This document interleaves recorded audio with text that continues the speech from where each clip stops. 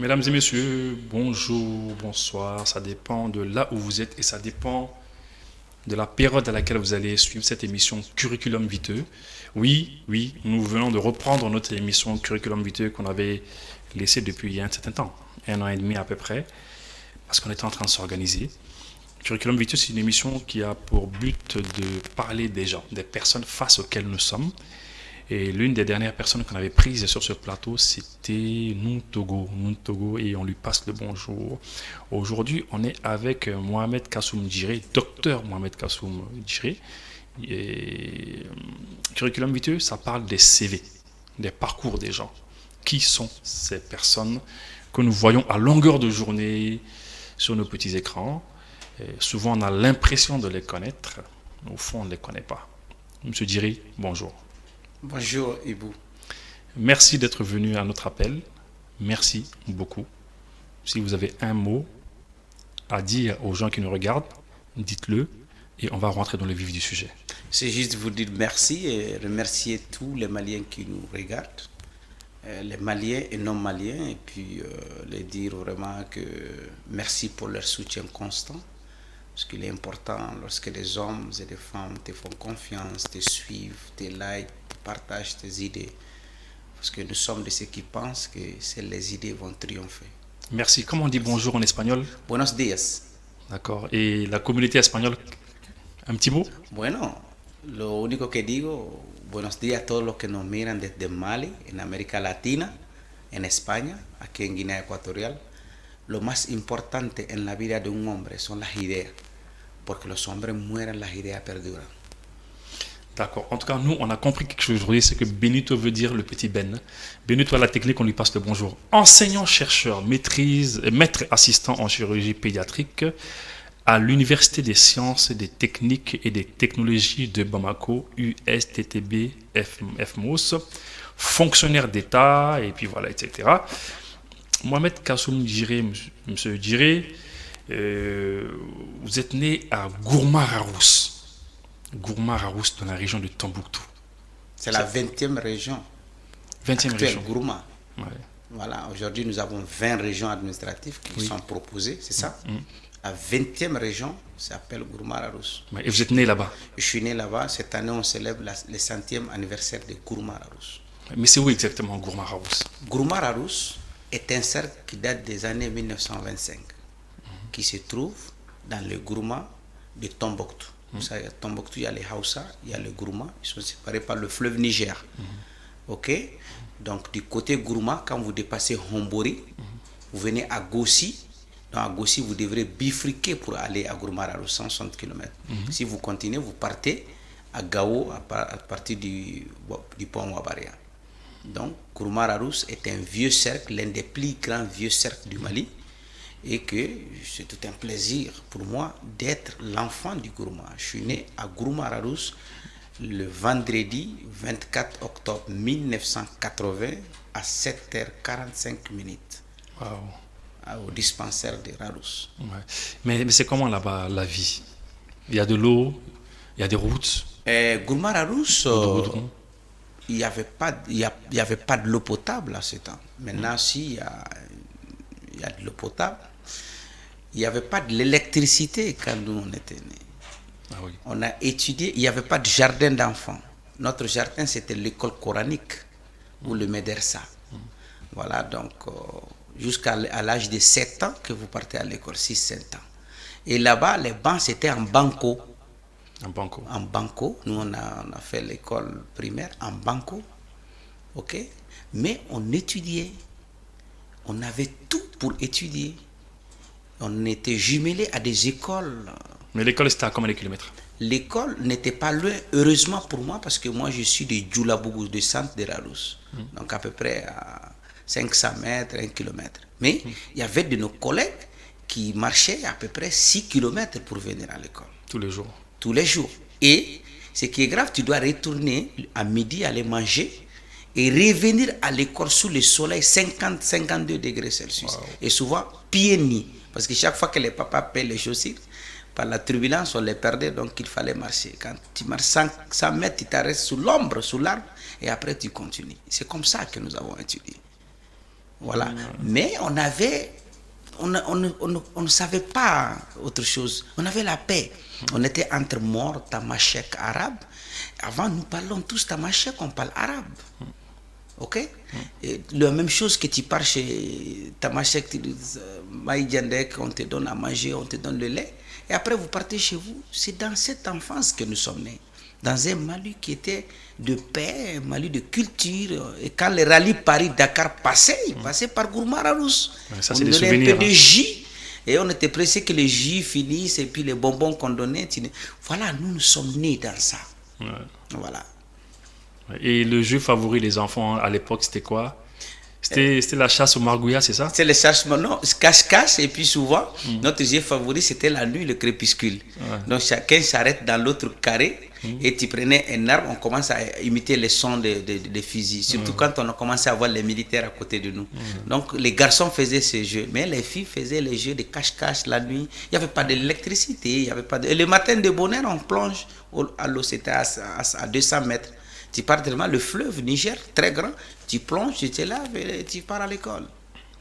Mais il y avait des torches ou bien il y avait... Non, oui, il y avait des lampes. Notre lampe à pétrole. Des lampes à pétrole, voilà. Voilà, on étudiait sous la lampe à pétrole. Et maintenant, c'était des querelles en famille, par exemple. Chacun voulait avoir la partie face. Parce que la partie à côté, tu ne voyais pas ton cahier. Et on se couchait sur nos nattes ou bien sur la terre. Chacun se couche et autour de la lampe, on étudiait. De telle manière que moi, j'avais quelque chose. Ma maman, elle voyait que je n'aime pas étudier beaucoup. Donc, elle me réveillait à 4 heures du matin. Moi, mes heures d'études, c'est de 4 heures à 7 heures, à 6 heures. Et j'ai toujours été comme ça. Et ma confidente, c'est ma maman. Elle me réveillait le matin et ma grande sœur Bintou. Elle m'a réveillé tous les jours le matin. J'étudiais, je partais à l'école.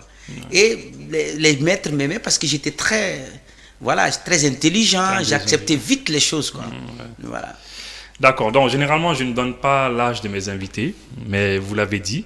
Donc, après les études primaires et secondaires à Gourmararousse et à Gao, Djiré obtient son baccalauréat en sciences biologiques avec mention bien au lycée Ibrahim Ali de Bamako. Ouais. Comment c'est passé? Oui, et après Gourmararousse, j'ai passé au DEF 96, l'action du cuivre sur le fer, je n'oublierai jamais, et le moteur à explosion. De là-bas, je vais à Gao. Donc, l'action du cuivre sur le fer. Sur le fer, on dit que le cuivre ne s'attaque pas directement au fer, mais se transforme. Voilà. Ok? Il fallait connaître. Oui, il fallait CUFE. Voilà. Donc, le moteur à explosion, il fallait dessiner le moteur. Et ça, nous, on les dessinait en 15 minutes. Donc, j'avais une bonne note au DEF. Donc, on m'avait proposé le lycée technique. Mais moi, j'ai toujours aimé être médecin. Et celui qui me l'a transmis, c'est Dr Sarmoy, que je salue ici. Docteur Sarmoy. Nous, on l'appelle Sarmoy à Gourmararousse. C'était un médecin-chef qui m'a traité. Parce que quand j'étais petit, j'ai développé une maladie qui faisait gonfler un enfant. C'est après que j'ai compris ça en tant que médecin. On appelle ça la glomérulonéphrite post-streptocoque. C'est une infection du rein due à la turbulence. Donc, tu fais des pustules, donc ça attaque les reins. Donc, ça fait de l'hypertension. Donc, je faisais à l'âge de 11-12 ans. Donc, je partais les voir avec mon papa à la consultation. Et chaque fois que je le vois propre, je le vois disponible. Je le vois que quand mon père vient, mon père est très content de le voir. Je dis, je vais être comme ce monsieur. Et je voulais être médecin. Et j'ai développé ça en moi. Donc, quand j'ai passé, on voulait m'amener au lycée technique. J'ai demandé, quand tu passes au lycée technique, est-ce que tu pourrais être... On dit non. Donc, c'est comme ça que j'ai dit, je vais au lycée et je suis allé à Gao. Donc, j'ai fait 10e, 11e terminale. On a fait le bac pour la première fois en 99. Je n'ai pas passé. Parce qu'en 98, on n'avait pas étudié. On a fait une seule composition et ça n'allait pas. Donc, c'est comme ça que je suis venu au lycée Ibrahim Ali, ici à Banankabougou, où j'ai passé réellement avec mention assez bien. Il y a une correction à faire là-bas. Ah, d'accord, c'est mention assez bien. J'ai passé avec mention assez bien et on a bénéficié des bourses. Oui, avant d'aller vers la bourse, est-ce que vous avez des souvenirs d'amis d'enfance, que ce soit au Gourma ou bien que ce soit des amis d'enfance à Ibrahim Ali, et qui sont aujourd'hui dans la vie active, que vous voyez souvent? Est-ce qu'il y en a? Oui, par exemple à Gao, j'ai un ami, Théodore Sagara, un jeune que je salue beaucoup. C'est un ami, c'est mon cousin. Non seulement il est handicap physique, malheureusement ça ne dépend pas de lui, Mais c'est un jeune brillant qui a pu avoir une bourse d'excellence. Il est allé au Maroc. Aujourd'hui, il travaille à l'aéroport. L'aéroport de Gao? L'aéroport du Mali. Ah oui, de C'est un Bamako. ingénieur aéronautique, oui. Bamako, de en fait. Bamako, de Senou. Quoi. Senou, ouais. Mais c'est quelqu'un qui est très bien depuis un autre. Et puis d'autres jeunes de Gao qui sont à la MINUSMA, presque toute notre promotion de Gao sont tous devenus des cadres supérieurs. Dieu merci. Après les gens de Ibrahim Ali aussi, j'ai un ami qui est à Texas, l'autre est à London, l'autre, voilà, qui Khalifa, ainsi de suite. Il y a un autre, une de nos demoiselles. Peut-être qu'ils vont voir l'émission. Hein. Ils vont voir l'émission, certainement. Il y a un autre collègue d'Ibrahim Ali qui travaille avec l'Agence française au développement, M. Diko, qui me suit beaucoup et qui m'encourage. Il y a beaucoup qui nous appellent chaque fois parce qu'on ne se voit pas à travers les réseaux sociaux. Ils me voient sur les réseaux, chaque fois ils m'encouragent, ils me donnent des conseils. Et voilà, donc vraiment c'est très bien. Donc, et je suis d'ailleurs avec un collègue depuis Gourma-Rarousse, Mamar Idrissa, le deuxième vice-président, le premier vice-président de Sentinelle Malikoura. On est rentré à l'école le même jour. À Gourma. À Gourma. Et on a eu le DEF le même jour. Et lui, il est parti au lycée de Tombouctou, je suis allé à Gao. Et c'est ce qui nous a séparés après le bac. Lui, il est parti à la FAS, il est devenu, et moi, je suis allé à Cuba. Dans le Gourma, on dit qu'il y a des éléphants, c'est vrai? C'est la cité des éléphants, en fait. Il y a un grand ONG Sahel éléphant pour ça. C'est le Gourma-Rarousse est une région naturelle. Gourma-Rarousse regorge les eaux douces les plus calcées du Mali. C'est le cœur de l'Iptako Gourma. Gourma-Rarousse en seul a les plus grandes réserves d'éléphants de l'Afrique occidentale. Gourma-Rarousse est à cheval entre le Burkina Faso et le Niger. Vous voyez? Donc Gourma-Rarousse c'est un mélange de nomades et des sédentaires. Il y a des Tamasheks, il y a des Arabes, il y a voilà. Donc il y a des Peuls, la zone de Bambara-Maoudé. Bambara-Maoudé, c'est dans le cercle de Gourma-Rarousse. Goussi, Inadjatafan, c'est Inadjatafan la zone des éléphants. Donc Gourma-Rarousse est vraiment une zone de tourisme, une zone d'agriculture, c'est-à-dire l'élevage. Et aujourd'hui, c'est difficile d'y aller, c'est ça? Il y a l'insécurité, c'est ça? Il y avait l'insécurité totale. Mais avec la rectification, j'étais dernièrement, je vous l'avoue que j'étais content. Parce qu'au moins, les gens du Gourma se parlent. Le Pel de Bambara parle avec les Tamasheks de Goussi et ceux des sédentaires de Rarousseville. La paix est en train de gagner de force. Sinon, le Gourma était la zone où il y avait beaucoup de mouvements de groupes armés terroristes, surtout dans la zone de Hombori, Boré, tout ça. Gourma-Rarousse va jusqu'à presque à Hombori. Vous voyez, c'est une vaste zone qui peut être enrichie beaucoup. Voilà. Et après ça, vous avez bénéficié d'une bourse d'études en 2000. En 2000, vous avez bénéficié d'une bourse d'études pour une université en médecine à Cuba. Mais comment c'est passé? La bourse, comment vous l'avez eue? La bourse, c'était d'abord la sélection, c'était ceux qui avaient la mention. D'accord. Voilà. Il fallait amener des CV. Moi, j'étais à Gourma-Rarousse quand j'ai appris la nouvelle. Hein. Ah bon? Il fallait prendre le bus et venir, et puis on est venu. Il fallait donner ses photos et puis attendre. Donc, il n'y a pas eu de coup de piston, c'est ça? Non, pas du tout. Pas du tout. Si je peux dire quelque chose honnêtement aujourd'hui, c'est que Tanti, nous on l'appelle Madame Dambélé Tanti, elle me suit aujourd'hui. C'est nous qui faisions l'été là-bas.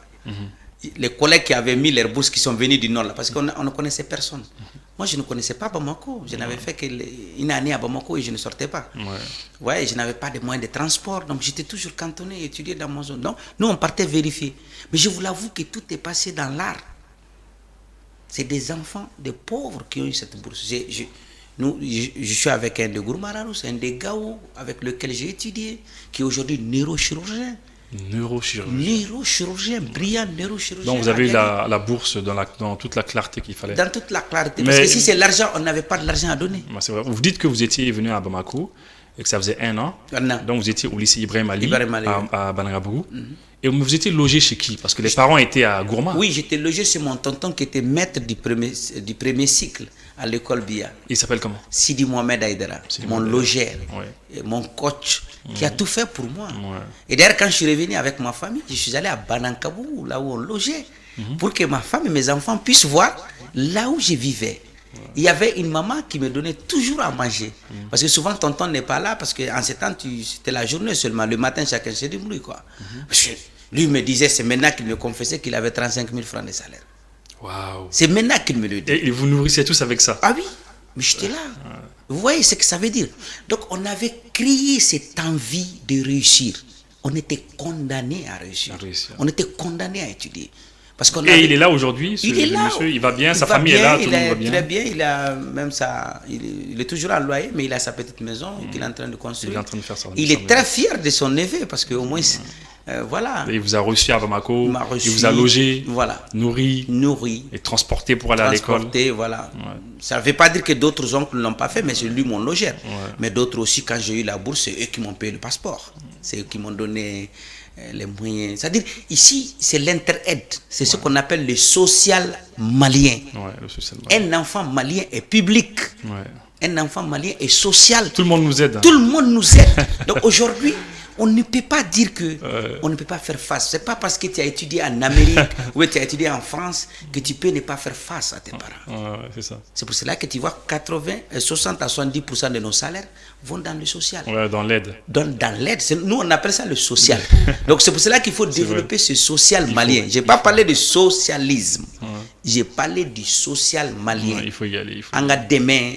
Voilà. Mais et vos frères et sœurs? Parce que là, on a parlé de vous, vos études, mais vous avez des frères et sœurs, c'est clair. Oui, nous sommes une fratrie de maternelle de 8 enfants. 8 enfants. Maman, Dieu merci, avait 8.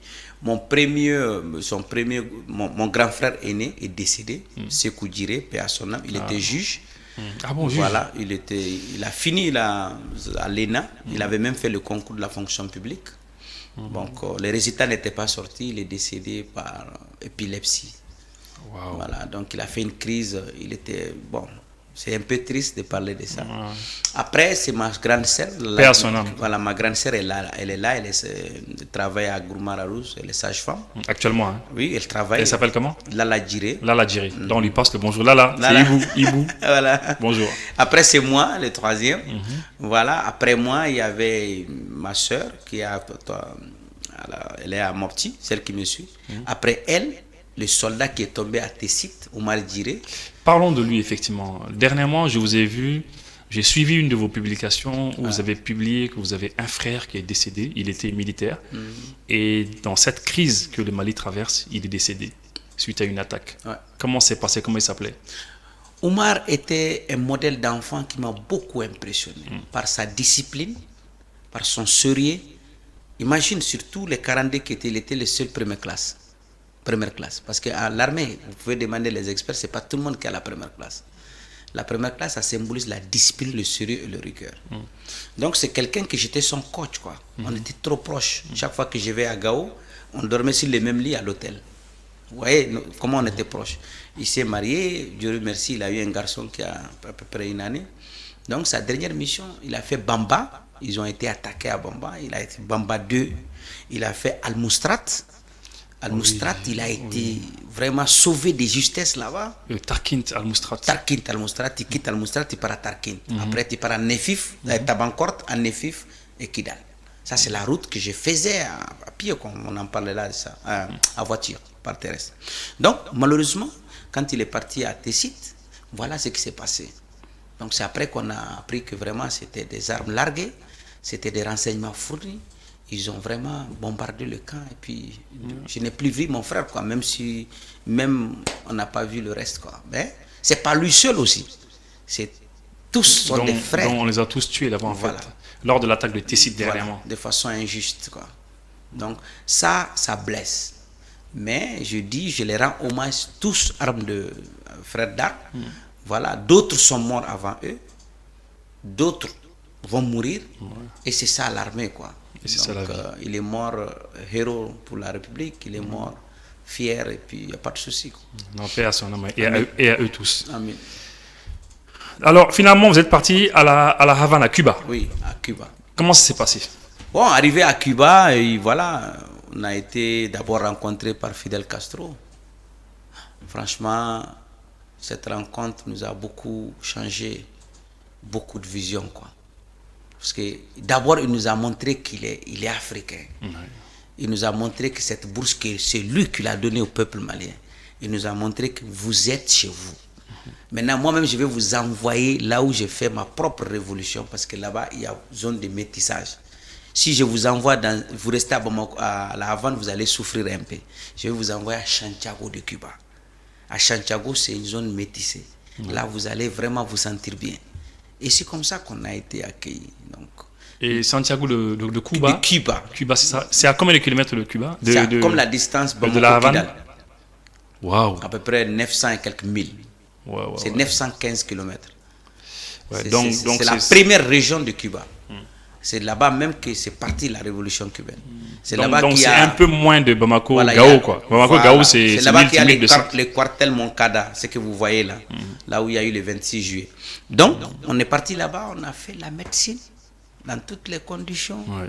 Ce qu'ils peuvent nous donner. Parce que vous savez que le Cuba aussi était un pays bloqué, un pays injustement durant les 60 ans. Ouais. Mais ce que nous retenons, c'est qu'on n'a jamais manqué à manger. On avait tous nos livres, on avait accès à l'intranet, on avait tous les moyens d'études. Et on a fait une année de langue. En une année, on a maîtrisé l'espagnol. Pour comprendre d'abord l'espagnol. L'espagnol, voilà. Donc, une année pour que vous compreniez l'espagnol. On a compris, on a commencé la carrière en 2001. Et en 2007, nous sommes tous devenus médecins. Après 14 ans d'études, c'est ça? Non, ça, c'est d'abord la 7e année. 7e année. On est médecin. Maintenant, quand on est médecin, ils nous proposent, pour ceux qui avaient de bonnes notes, ou si ceux qui veulent rester pour faire la spécialité. Nous sommes restés. Et nous avons fait 7 ans encore, 14 ans. Donc, on a fait 7 ans de spécialité. Donc, 7 ans plus 7 ans. 7 ans de carrière de médecine. C'est-à-dire là-bas, c'est 6 ans plus une année de langue. Ça fait 7 ans.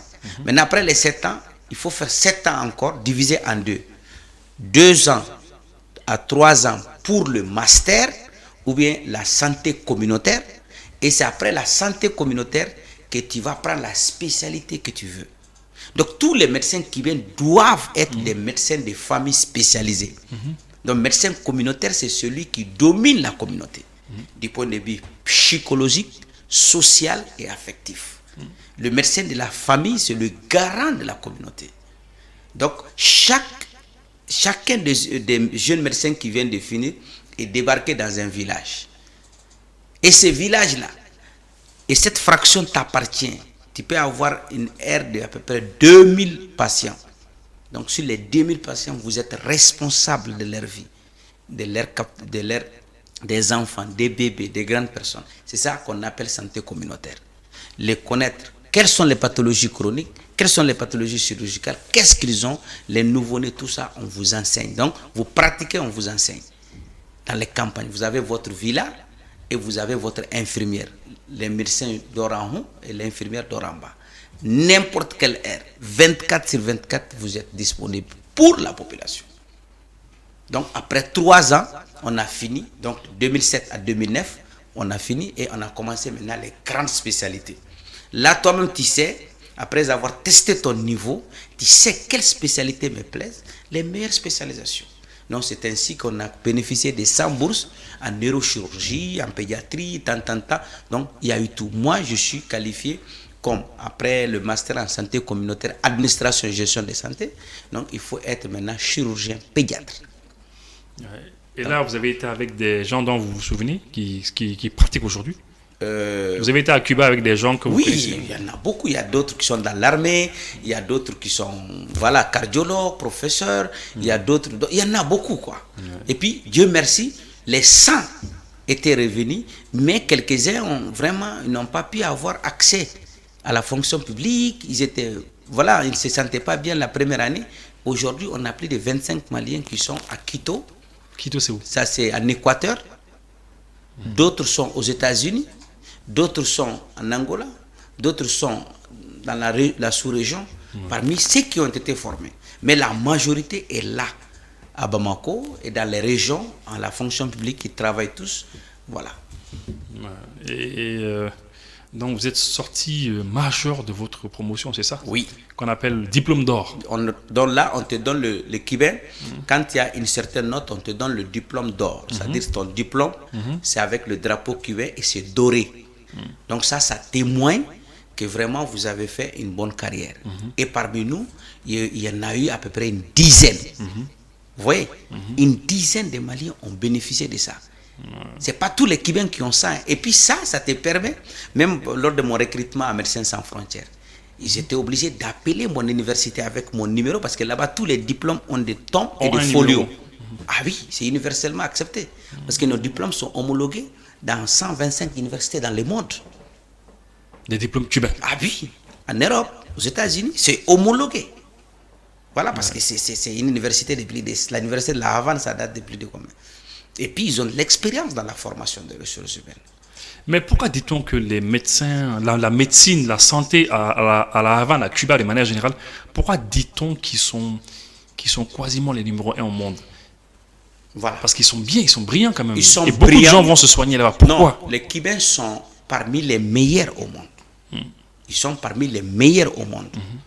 Mais le fait qu'ils sont accessibles, donc les gens disent qu'ils sont les meilleurs dans le monde. Et je peux te le dire, au Mali, quand ils sont venus, les Maliens, en 2000, le partenariat pour que nous, on parte nous former à Cuba, c'était un partenariat gagnant-gagnant. Il fallait que 100 médecins coopérants cubains viennent au Mali, et nous, dans les mêmes avions dans lesquels ils sont venus, nous sommes rentrés. Ouais. Donc ces médecins-là, quand ils ont fini au Mali, ils ont révolutionné la médecine. C'est eux qui ont fait la première opération neurochirurgicale. Ici au Mali? Ici, au Gabriel Touré. Ah bon? Ah oui, la première intervention neurochirurgicale. Je n'étais pas là, c'est mes profs qui me le disent. Ah ouais. Voilà, le neurochirurgien qui est actuellement à Luxembourg, Dr Diarra, c'est un commandant, c'est un militaire, c'est un officier supérieur. Je ne sais pas s'il est au grade de commandant ou capitaine. Voilà, je ne vais pas m'avancer. Mais lui-même, il me dit que je suis un fruit de Gomez, l'un des premiers neurochirurgiens. Après, il y avait des pédiatres, donc ils ont collaboré avec les médecins. Ils étaient à Kidal, les médecins cubains. Ils étaient à Kidal, ils étaient à Gouroup, ils étaient partout au Mali. Parce que c'est ce qui fait que les Maliens se rappellent de leur chaleur humaine. Et puis leur pratique médicale est différente des autres. Ah oui, il paraît qu'ils sont très bien. Voilà. Donc il paraît qu'ils sont bien, on se limite, ils sont très bien. Et puis c'est ça, je dis, dans la vie c'est l'appréciation, c'est le peuple le baromètre. Tu n'as pas besoin de dire que Iboussi est très écouté au Mali. Il faut aller sur les réseaux, tu vois l'appréciation de ce que les gens disent. C'est ça l'important. Voilà. En tout cas, ils sont bien parce qu'ils ont développé une médecine de proximité. De proximité. La santé que voilà. Il y a À un Cuba, certain nombre de médecins. C'est le seul pays au monde où pour 126 personnes, il y a un médecin. Pour 126 personnes. Ça, c'est des données de l'OMS, tu peux vérifier. Ouais. L'Organisation mondiale de la santé. L'OMS a reconnu que le Cuba a 126 médecins pour un. C'est les 126 personnes, un médecin. Or, donc, la norme, c'est 10 000. C'est un peu comme si moi, dans mon quartier, voilà. Il y avait 2 médecins qui étaient là, qui s'occupaient de tous les gens de mon quartier. Donc, en fait, ils savent qui nous sommes, quelle est notre santé, ils font des examens réguliers. Et si tu ne viens pas, on va te chercher chez toi. Ah bon? Là-bas, oui. Là-bas, si tu ne viens pas, on part te chercher parce qu'on programme la consultation, c'est digital. Tac, les jours viennent, on t'appelle. Mais ce serait bien d'expérimenter ça à l'échelle de l'armée au Mali ici. Mais c'est pas l'armée, aux populations, on peut le faire. Oui, dans un premier temps, à l'échelle de l'armée, à l'échelle de la police, à l'échelle de certaines corporations d'abord. Et après... Et c'est ce qui est là au Mali, les CESCOM. C'est la même chose. Les CESCOM, mais eux, ils ne viennent pas chez nous, ils ne savent pas où on habite. Non, mais c'est ce que j'ai dit. Ils ne sont pas aussi proches de nous que ça. L'objectif du CESCOM, c'est ça, mais peut-être on ne fait pas normalement notre travail. Sinon, ils doivent venir chez nous, nous connaître. Et puis, le CESCOM est financé par la communauté, surtout au Mali. Il y a une commission de gestion. Mais c'est qu'il faut les donner les conditions, la formation. Mais financer, mais moi, je ne vois. Mais moi, on ne m'a pas demandé de l'argent, moi, pour payer dans le CESCOM. Non, je vais dire que le CESCOM appartient au quartier, à la communauté. Comme c'est pour ajouter sur votre mot. D'accord. Donc, le CESCOM appartient aux collectivités. D'accord. Donc, c'est aux collectivités de jouir de ça et de veiller sur ça. D'accord. Vous voyez ce que je veux dire? D'accord. Vous êtes à Niamana, vous avez un problème. Votre référence est où? Tu sais c'est où? Non. C'est le CCRF de Kalabankoro. Kalabankoro? Oui! C'est ce que... mais ça, c'est loin, hein? Mais c'est loin. C'est monstrueux, ça. Mais c'est monstrueux. Donc maintenant, qu'est-ce qui se passe? Si à Niamana, là, il y avait 2 dispensaires, 2 CESCOM bien garnis, avec laboratoire, avec des médecins, est-ce que toi, tu vas aller jusqu'à Calaban? Il n'y a pas question. Voilà l'objectif de la santé communautaire. La santé communautaire, c'est d'aller envers le malade et non le malade envers vous. Aller les chercher. Aller les chercher. Et c'est ça la réussite de la médecine cubaine.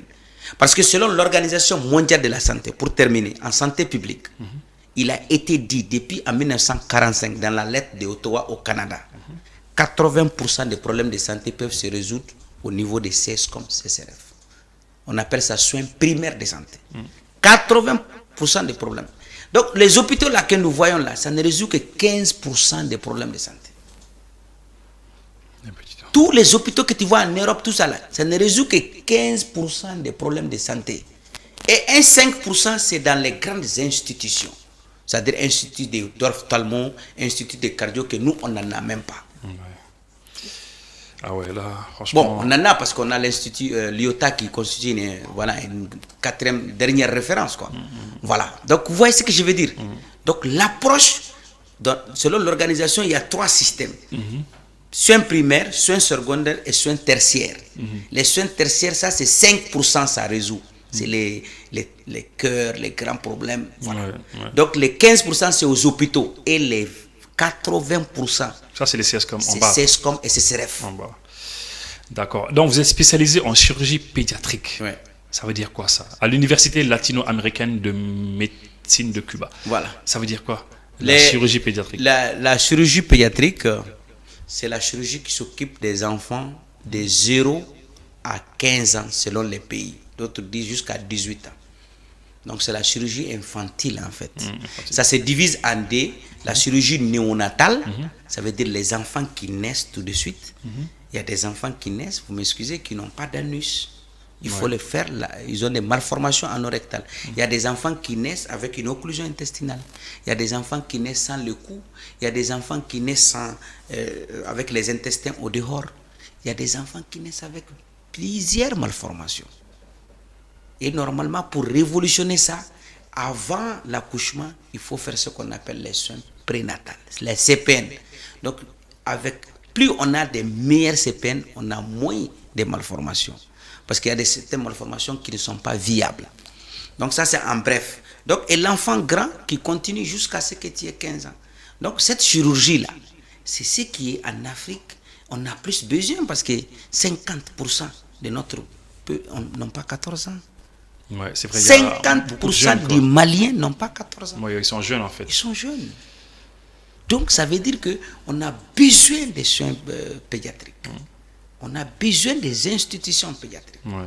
Parce que ça serait... Mais et le Mali, c'est comment? Parce qu'on a entendu qu'à Sévénikoro, il y en a un qui est ouvert. Non, ce qui est à Sévénikoro, c'est un hôpital périnatologique. Donc là, c'est différent, c'est ça? Voilà, un hôpital périnatologique, selon l'Organisation mondiale de la santé, c'est la période périnatale qui va de la 28e semaine à 1 semaine après la naissance. Internationalement, c'est ce qui est accepté. Et moi, en tant que chirurgien pédiatre, ça, c'est mon travail.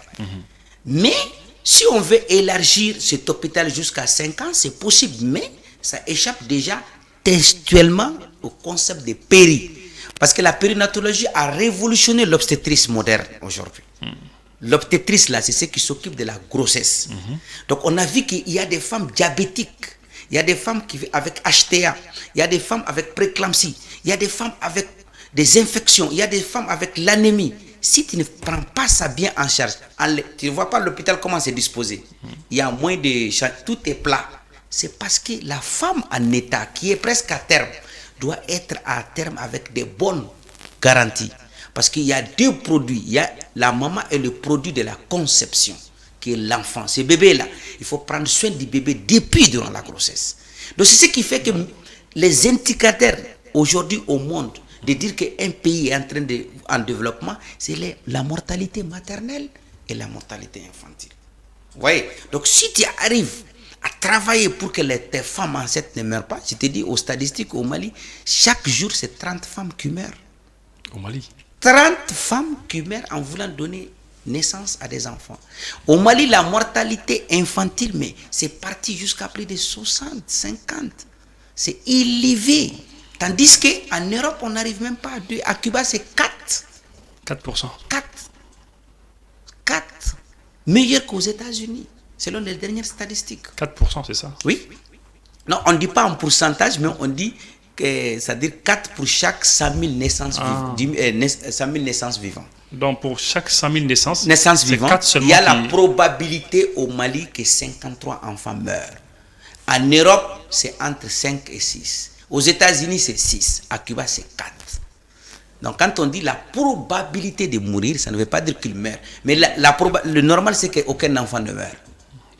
C'est ça. Donc, à Cuba, on ne comprend pas qu'un enfant meurt. Non, c'est pas possible. On ne comprend pas ça. On ne comprend pas ça. Et puis, c'est analysé, c'est diagnostiqué, c'est discuté.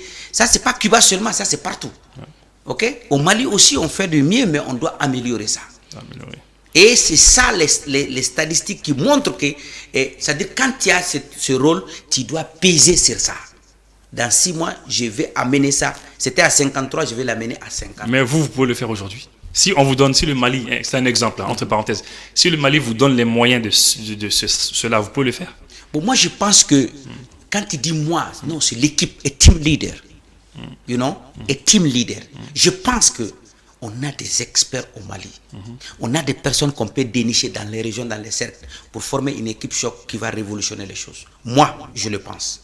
Parce que, mais donc ça veut dire que si on cherche bien, oui, on peut trouver. On peut, yes we can. Au Mali, il y a tout. Regardez, mon frère, au Mali a le même système que le Cuba. L'essentiel, c'est de veiller. Et puis la question de la santé, c'est une volonté politique du chef de l'État. Moi, je me rappelle, toutes les nuits, on donnait la mortalité maternelle à Fidel. C'est avec ça qu'il se gonfle dans le monde. Il fait les grands discours. Chez moi, au Cuba, la mortalité est à tant. Aux États-Unis, c'est tant. Les gens applaudissent parce que c'est un indicateur important. C'est un indicateur. Donc, et puis on doit donner les moyens pour ça. Et puis on doit se créer. Regarde, aujourd'hui, l'Amérique latine est ouverte au Mali. Les meilleurs centres de cardiologie infantile, c'est en Argentine. Vous savez ça? En Argentine. Les Argentins, là, ils sont prêts à aider les Maliens. Ils n'ont jamais coopéré avec les Maliens. Ils ne savent même pas qu'en Afrique, on a besoin. Mais comment vous savez qu'ils veulent aider le Mali? Mais moi, je le sais parce que je viens de l'Amérique latine. Je hablo espagnol, je sais de quoi il habla. Le Salvador, le président du Salvador, il n'a que 36 ans quand il est venu au pouvoir. Un multimilliardaire. Un multimilliardaire, mais qui a décidé. Mais il y a un ambassadeur malien là-bas actuellement? Non, l'ambassadeur du Cuba couvre tous ces pays. L'ambassadeur du Brésil.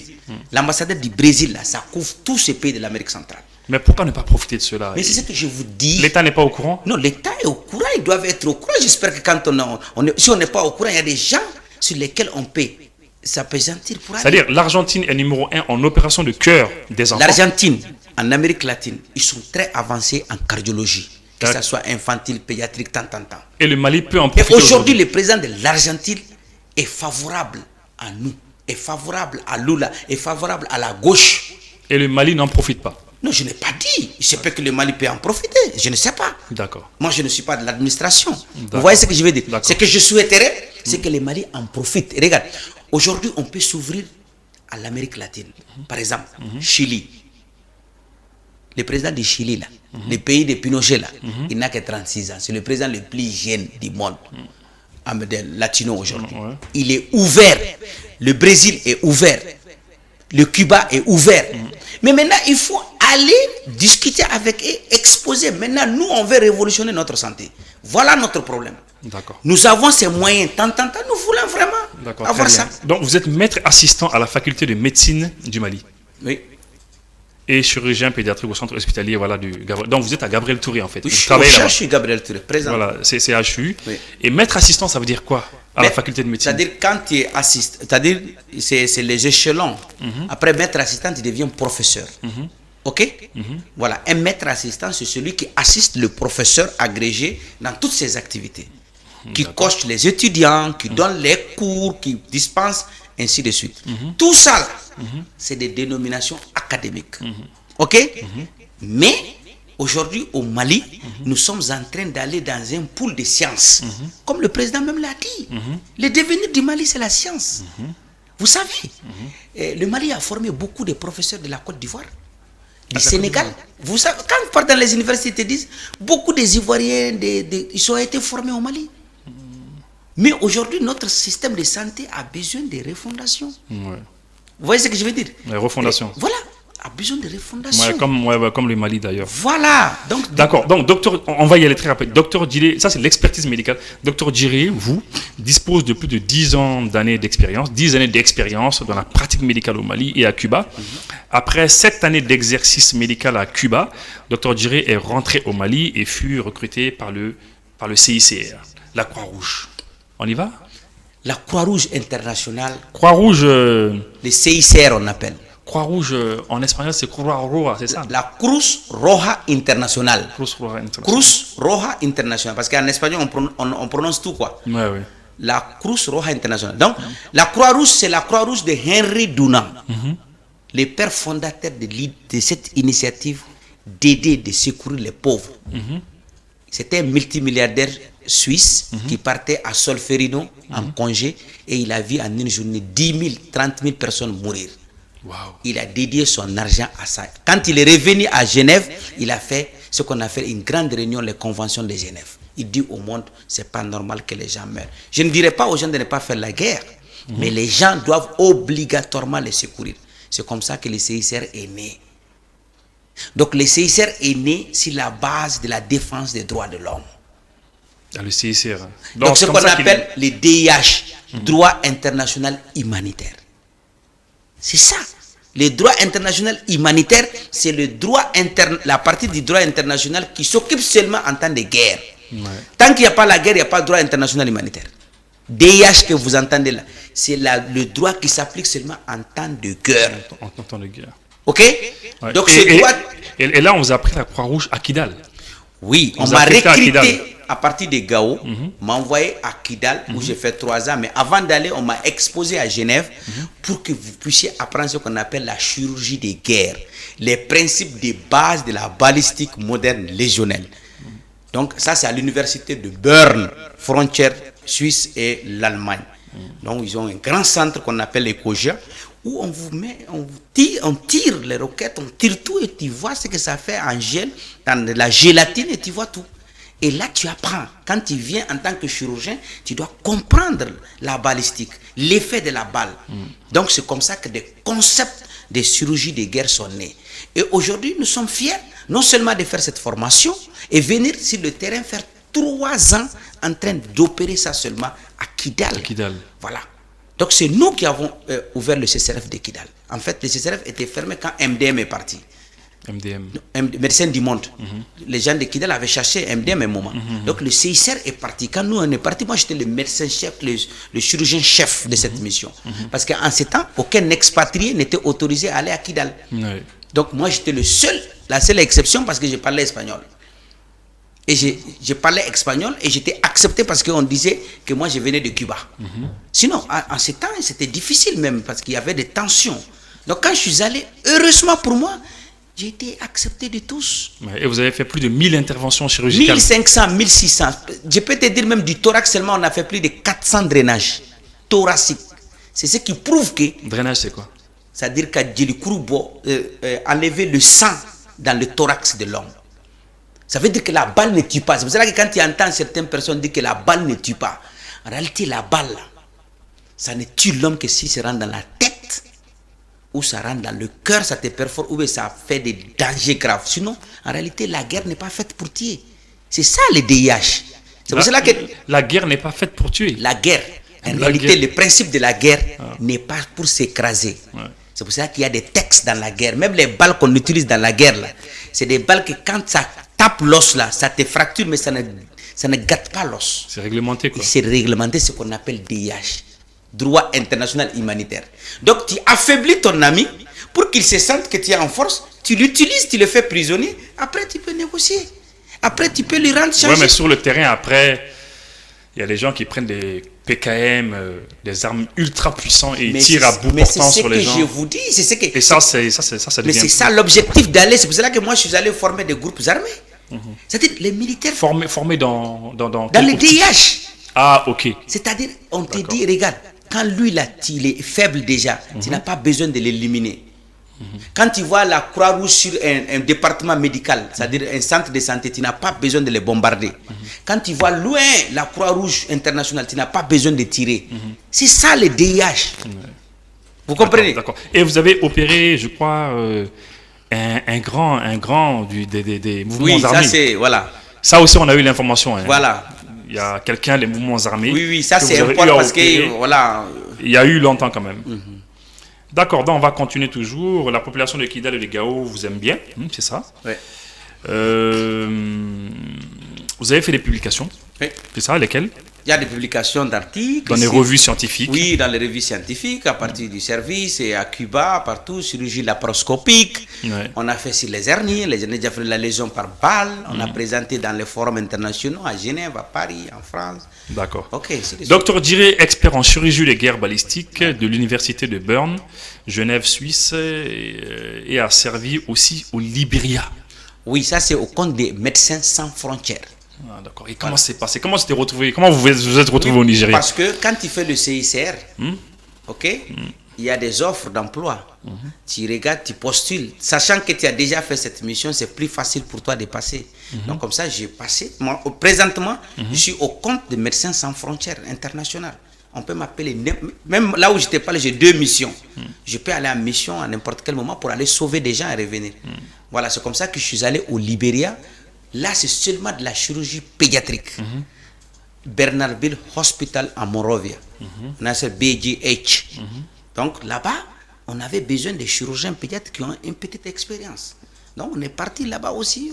J'étais parti pour 3 mois. Je suis venu à presque 1 année.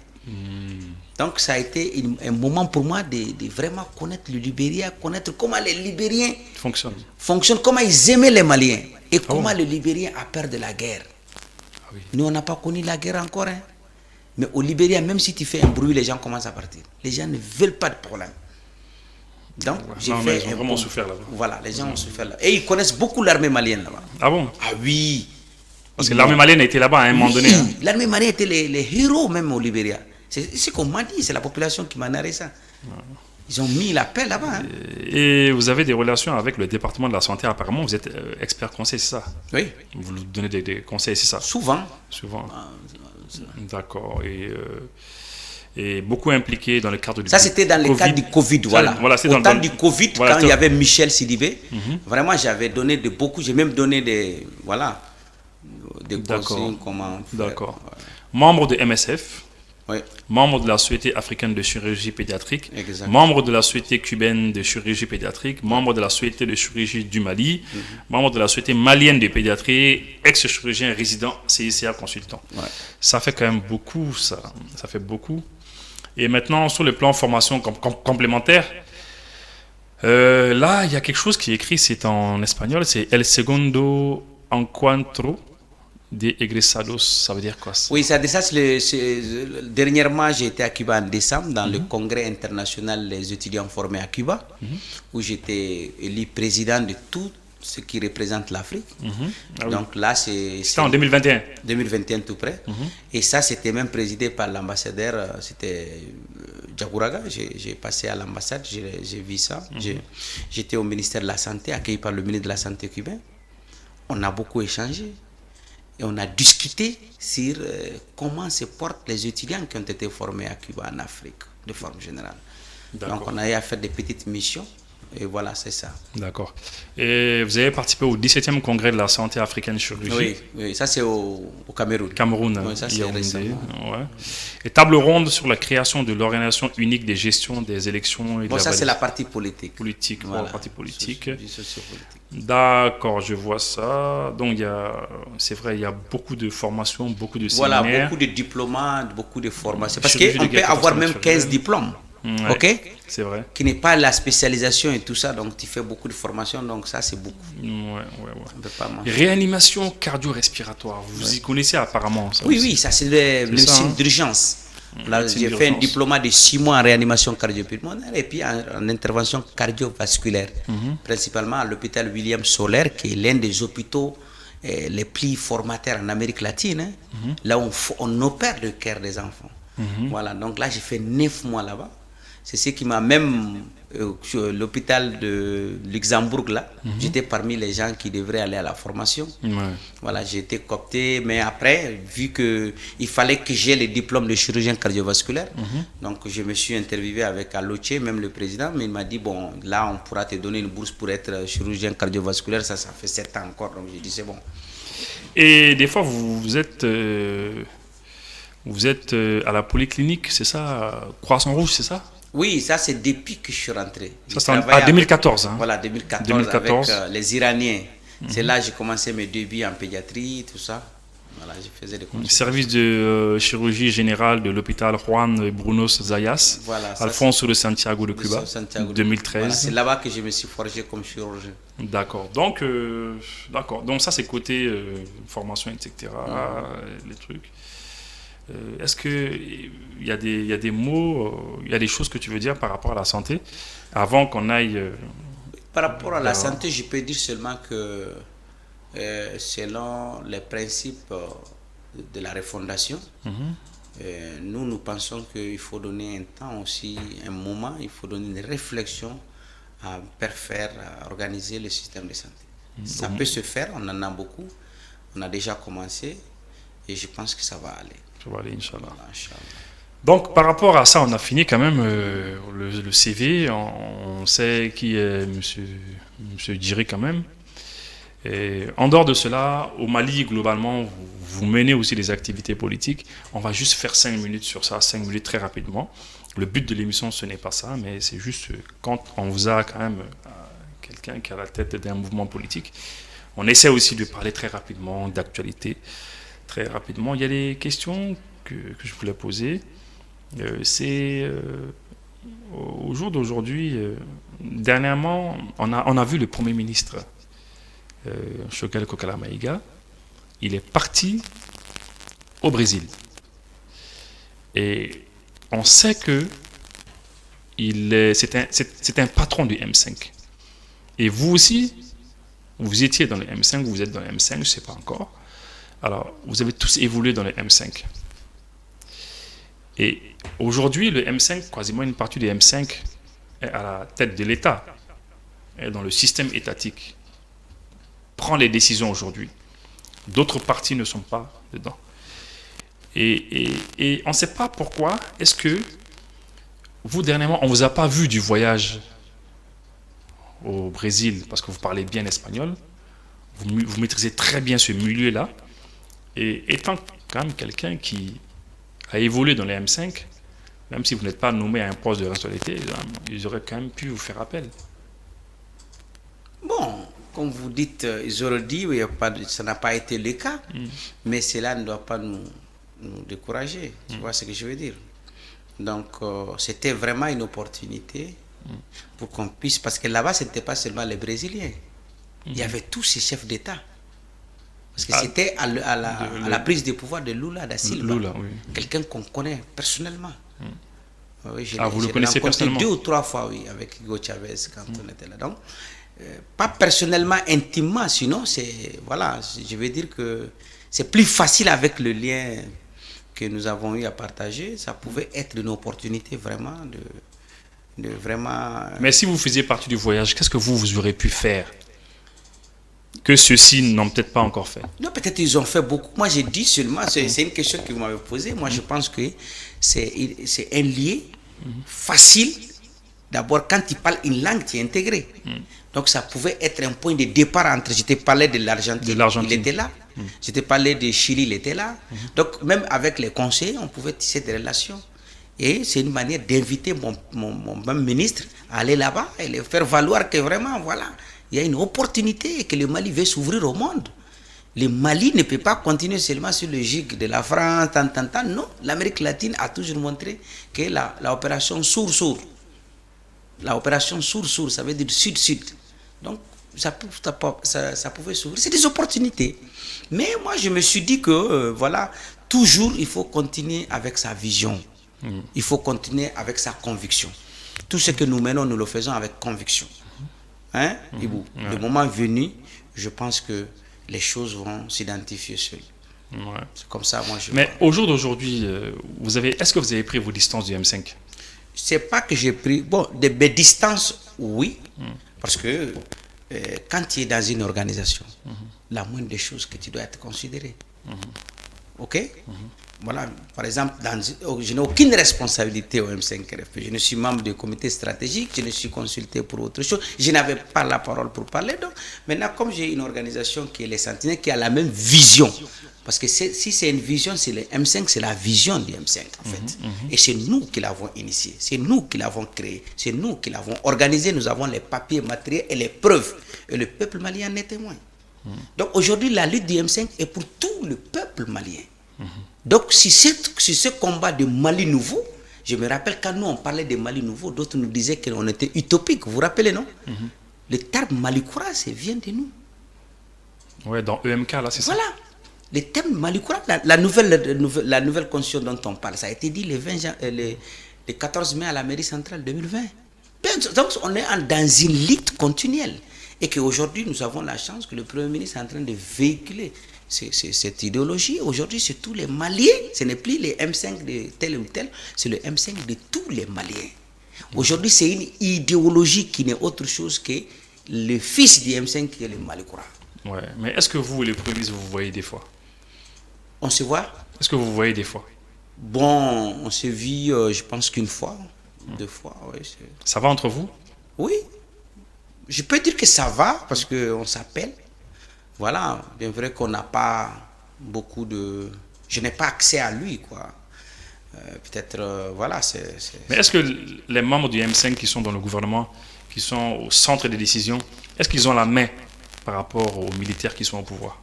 La main comment? La main, est-ce qu'ils peuvent agir réellement? Mais nous, on ne parle pas d'agir, on parle de faire ce que tu peux faire. Parce que quand tu es chef de département, mais tu as le monopole du département. C'est par confiance que tu as ce département. Il suffit de créer ton talent propre avec tes collègues, tu vas réussir. Mais le président ne veut que sa mission. Le président a une vision, il veut que cette vision soit mise en place. Si tu fais bien ton travail, pourquoi le président ne va pas? Tu sais, la vie, c'est la compétence, la conviction, l'abnégation et la détermination. Mais que pensez-vous de vos anciens camarades du M5 qui ne sont plus avec vous aujourd'hui et qui font des conférences de presse, qui ne sont jamais contents? Qui, par exemple? Les autres, ceux qui manifestent, ceux qui ne sont pas contents. Il y a des gens du M5 qui ne sont plus avec vous aujourd'hui. Oui. Qui sont là.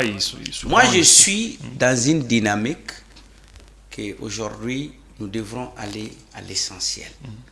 L'essentiel, c'est de faire le Mali nouveau avec nos 3 principes. Et nous sommes les sentinelles qui verront sur ça. Parce que c'est une lutte, on n'a jamais été invité. Nous sommes les protagonistes de cette lutte. Donc nous devrons être au centre pour que tout le monde vienne et qu'on fasse le travail. Et on doit sortir des débats de personnes. Que telle personne a raison, telle personne n'a pas raison. Ce n'est pas l'essentiel. Aujourd'hui, le Mali a un chef d'État.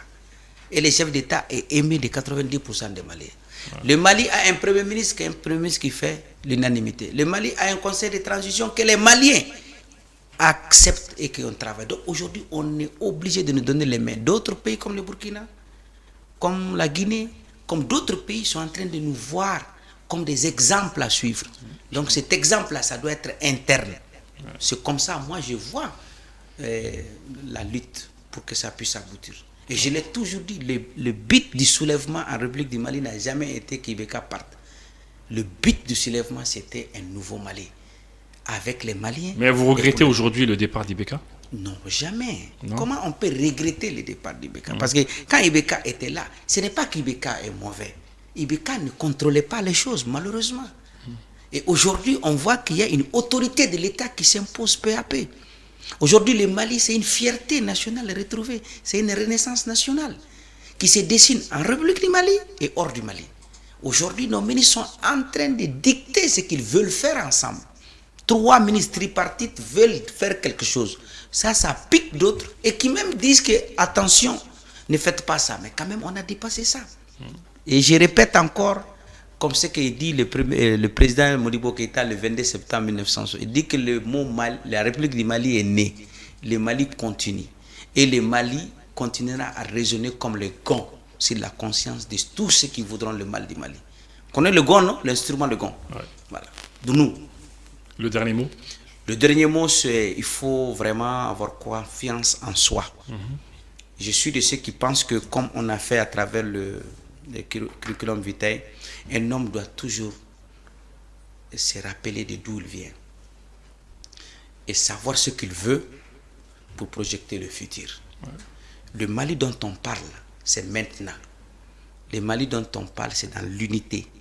Le Mali dont on parle, c'est dans la détermination. Et comme l'a dit le président de transition, il faut la détermination, la cohérence dans tous nos actes. Et qu'un Mali nouveau est bel et bien possible. D'accord. Merci, Monsieur Djiré, d'être passé, Docteur Djiré. Merci à vous qui nous suivez. Si vous voulez participer à notre émission Curriculum Viteux, CV, pour qu'on parle de vous aussi, vous pouvez appeler le numéro que je vous indiquais, le 63 09 0046. 63 09 0046. Ou bien vous appelez Benito. Et puis il va voir comment il peut trouver un moyen pour vous faire un créneau afin qu'on puisse parler de vous aussi dans notre émission. Aujourd'hui, on avait Mohamed Kassoum Djiré, l'enfant de Gourmara Rousse, le docteur. Merci beaucoup d'être passé. Merci et à bientôt. Merci.